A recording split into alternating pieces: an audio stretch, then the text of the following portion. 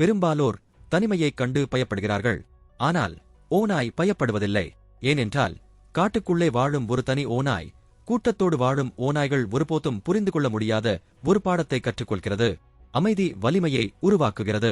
கூட்டத்திலிருந்து பிரிந்த ஒரு ஓநாய் தான் கைவிடப்பட்டதை நினைத்து உட்கார்ந்து அழுவதில்லை. அது தன்னை மாற்றிக்கொள்கிறது. யாருடைய கைதட்டலும் இல்லாமல், பாதுகாப்பும் இல்லாமல், பாராட்டுக்களும் இல்லாமல் வாழ அது கற்றுக்கொள்கிறது. ஏனென்றால் தனித்து நடக்க பழகிய மனிதர்களை யாராலும் அவ்வளவு எளிதில் கட்டுப்படுத்த முடியாது.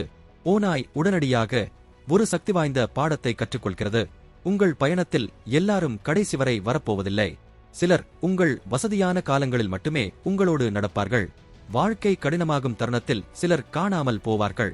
உங்கள் வளர்ச்சியை பார்த்து பயந்து சிலர் உங்களுக்கு துரோகம் செய்வார்கள். ஓநாய் இதை நன்றாக புரிந்து வைத்திருக்கிறது.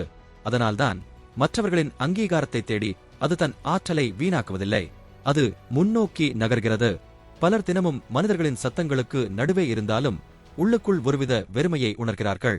மனிதர்களால் சூழப்பட்டிருப்பதும் அவர்களால் புரிந்து கொள்ளப்படுவதும் ஒன்றல்ல. போலி விசுவாசத்தோடு வாழ்வதை விட ஒரு குளிர்ந்த காட்டில் தனித்து நடப்பதையே தனி ஓநாய் விரும்பும்.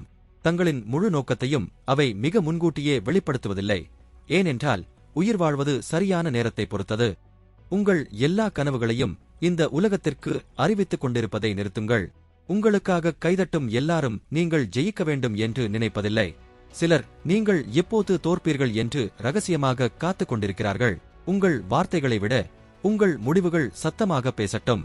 ஓநாய்கள் வேட்டையாடும் போது பதற்றமடைவதில்லை. அவற்றின் கவனம் முழுவதும் இலக்கின் மீது மட்டுமே இருக்கும். பலர் வாழ்க்கையில் தோற்று போகிறார்கள். அவர்களுக்கு திறமை இல்லாததால் அல்ல, மாறாக பிறரின் கருத்துக்கள், பொழுதுபோக்குகள், நாடகங்கள், ஒப்பீடுகள் மற்றும் பயத்தால் அவர்களின் கவனம் தொடர்ந்து திருடப்படுவதால்தான்.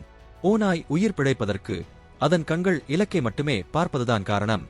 ஓநாய்களால் கடுமையான குளிர்காலத்தையும் உறைபனி இரவுகளையும் பசியையும் தனிமையையும் தாங்கிக் கொள்ள முடியும். நீங்கள் மறக்கப்படலாம், நிராகரிக்கப்படலாம், குறைத்து மதிப்பிடப்படலாம். ஆனால் அந்த காலங்கள் உங்கள் கதையின் முடிவு அல்ல. அவை உங்களுக்கான பயிற்சி காலங்கள். கடினமான குளிர்காலத்தில்தான் தனி ஓநாய் இன்னும் வலிமை பெறுகிறது. ஏனென்றால் போராட்டங்கள் அதன் உள்ளுணர்வை இன்னும் கூர்மையாக்குகின்றன.